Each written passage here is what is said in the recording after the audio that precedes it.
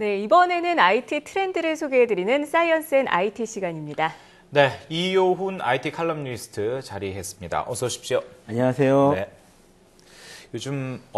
오늘은 어떤 IT 트렌드를 소개를 해주실 건가요? 네, 요즘 그 스마트폰으로 게임을 즐기시는 분들 많이 계시잖아요. 네, 게임을 즐기실 때 보면 주로 손으로 많이들 조작을 하실 겁니다. 네. 아무래도 사람 신체 부위 중에서 이 손만큼 자유로운 부위가 별로 없기 때문인데요. 만약에 이 손이 아니라 머리로 게임을 컨트롤할 수 있다면 어떨까요? 그러니까 뇌에서 나오는 뇌파로 말이죠. 네. 그래서 오늘은 이렇게 뇌파로 조작할 수 있는 게임들을 소개해 드릴까 합니다. 네, 뇌파로 조정을 한다. 영화 속에서나 보던 이야기가 아닌가. 사실 이게 실제로 가능할까요? 예. 아직은 좀 초기 단계에 불과하지만 여러 가지 게임들이 좀 많이 나와 있습니다. 네. 주로 뇌파를 이용해서 물체를 조작하는 그런 종류의 게임들인데요. 일단 보시는 것 같은 이제 마인드 플렉스라는 제품은 지난 2009년에 출시된 초기형 게임입니다. 네. 머리에 뇌파를 체크하는 장치를 착용하고 정신을 집중하면 공이 이제 움직이는 그런 스타일의 게임인데요. 뇌를 쉬게 하면 공이 다시 자리에 가라앉고요. 어떤 이런 두뇌의 긴장과 이완 상태를 계속 측정해가지고 반영하는 아주 간단한 형태의 게임입니다. 예. 하지만 실제로 그 뇌파를 이용한 제품의 상품화 가능성을 열어줬다는 점에서 좀 주목할 만한 제품이고요. 네. 또 비슷한 형태의 제품이 하나 더 있습니다. 스타워즈 포스 트레이너라는 이름의 제품인데요. 마치 영화 스타워즈에 나오는 그 제다이들처럼 정신을 집중하면 스타워즈 스타일의 장치 안에 들어있는 저 공을 띄울 수가 있습니다. 예. 그리고 요다라는 캐릭터의 목소리로 뭐 15레벨의 포스 트레이닝을 안내해 준다라고 하고요. 예. 그냥 눈으로 움직이는 것 같아서 재밌어 보이는데요. 이게 뇌파라고요. 사실 우리가 지금 보이진 않습니다만 지금 뇌파가 계속 나오고 있는 거잖아요. 근데 이것들이 측정이 가능합니까? 어떻게 하나요? 사실 그 뇌파를 측정하는 것 자체는 그렇게 어렵지는 않습니다. 예. 물론 이제 좀 정밀하게 측정하려고 그러면 아예 두개골을 뚫어서 뇌에 직접 전극을 부착하는 그런 방법도 있지만요. 사람이 게임하자고 이런 방법을 쓰지는 않을 것 같고요. 보통 두피에 어떤 전극을 부착한 방식을 쓰게 됩니다. 네. 연구를 할 때는 보통 20개에서 한 200여 개의 전극을 부착하게 되는데요. 게임을 할 때는 이보다 훨씬 적은 숫자의 전극이면 충분합니다.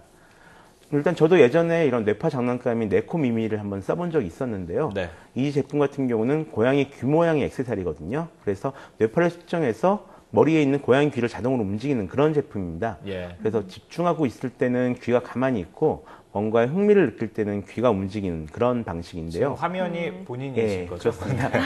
귀여우십니다. 제품 네, 역시 정말 그 귀여운데요? 초기에 출시된 뇌파 제품 중에 하나인데요. 네. 보시면 딱 이마에 한 개의 전극만 사용해서 뇌파를 측정하고 있는 것을 보실 수 있을 겁니다.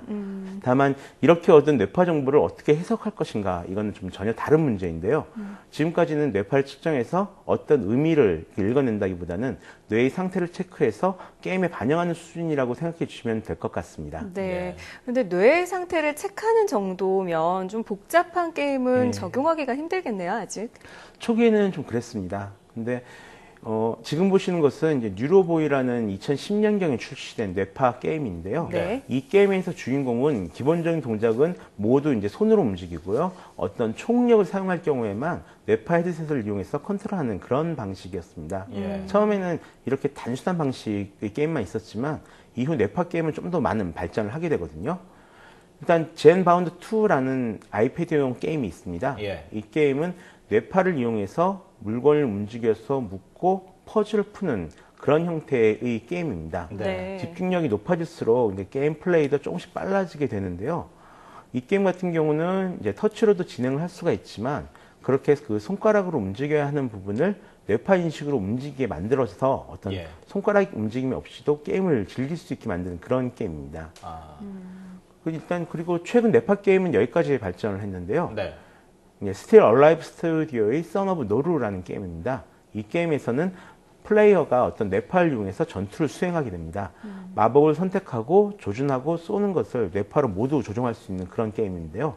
주로 그 물체를 움직일 수 있는 능력을 표현하면서 어떤 모래 언덕이나 구멍을 만드는 능력 또는 사물을 집어 올리거나 던질 수 있는 능력, 뭐 불로 적을 태우거나 바람을 움직일 수 있는 이런 능력들을 뇌파로 움직이게 된다라고 합니다.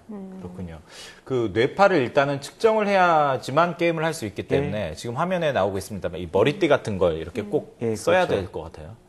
아무래도 중요한 것은 이제 뇌파 측정을 위한 헤드셋 같은 경우가 굉장히 중요한데요. 일단 저 제품 같은 경우는 이모티브 라이프 사이언스에서 개발한 에폭 뉴로 헤드셋이라고 합니다.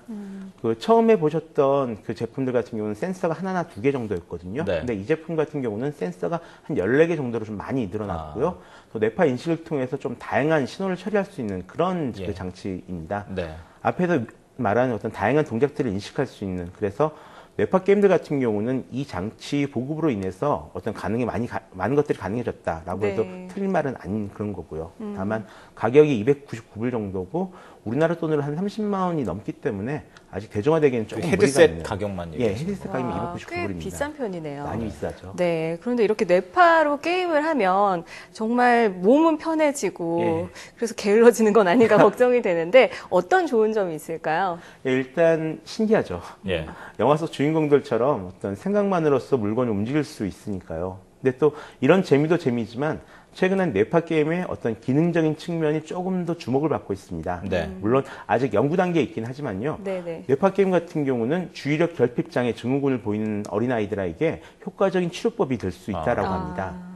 예를 들어서 뉴로에이지라는 게임이 있습니다. 이 게임 같은 경우는 뇌파 측정 헤드폰을 이용해서 마법사처럼 마법을 써서 적을 물리치는 게임인데요. 네. 여기서 중요한 것은 뇌파를 안정시키는 것입니다. 네. 그래서 뇌파가 안정된 상태가 된다면 마법을 써서 적을 물리칠 수가 있지만 네네. 뇌파가 불안정하다면 아무것도 할 수 없는 그런 게임이거든요. 다시 말하자면 이 게임은 어떤 상황에 닥쳐도 마음의 평온을 유지하는 방법을 우리에게 알려준다라고도 볼 수 일종의 있습니다. 마인드 컨트롤을 그렇죠. 실습할 수 있는 방법이 예. 있다. 재밌네요. 볼 수 있겠군요. 또 실제로 ADHD 치료에 이미 이런 뇌파 게임이 쓰이고 있는데요. 네.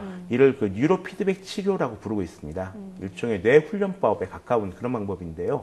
자신이 어떤 상태일 때 뇌가 어떻게 반응을 보이는지를 알게 되면 집중력을 좀 더 효과적으로 사용할 수가 있게 되고요. 예. 나중에 이렇게 집중력을 높이는 방법이 습관이 된다라고도 합니다. 네. 다만 지나치게 긴장한 탓에 두통이 생기거나 또는 다른 부작용이 생길 수도 있으니까요. 아직은 전문가가 충분한 상의 끝에 활용하시는 것이 좋을 것 같습니다. 예, 네. 그렇군요. 지금은 이제 저희들이 뇌파를 이용한 게임을 예. 주로 이야기를 해봤습니다만 사실 이 손이 자유자재로 쓸 수 없는 분들 예. 그런 분들이 뇌파를 이용해서 어떤 것들을 할 수 있는 방안도 생각할 수 있지 않을까 싶은데요. 충분히 가능하죠. 예. 일단 이 그 뇌파 게임 같은 경우는 아직은 단기적으로는 흥미거리에 불과합니다. 예. 근데 장기적으로 봤을 때는 손발이 좀 불편하신 분들이 무선으로 이제 자동차를 조종한다던가 또는 이제 의사소통이 어려우신 분들이 어떤 뇌를 통해서 직접 의사소통을 하신다던가 하는 이런 부분들이 실제로 지금 연구 개발이 진행 중에 있습니다. 예. 네. 그래서 장기적으로는 좀 계속 그 주목해서 지켜봐야 될 그런 부분일 것 같습니다. 네, 활용 가능성이 무궁무진하네요. 네. 네, 지금까지 IT 칼럼니스트 이호은 씨와 함께 뇌파 게임에 대해서 살펴봤습니다. 오늘 말씀 고맙습니다. 고맙습니다.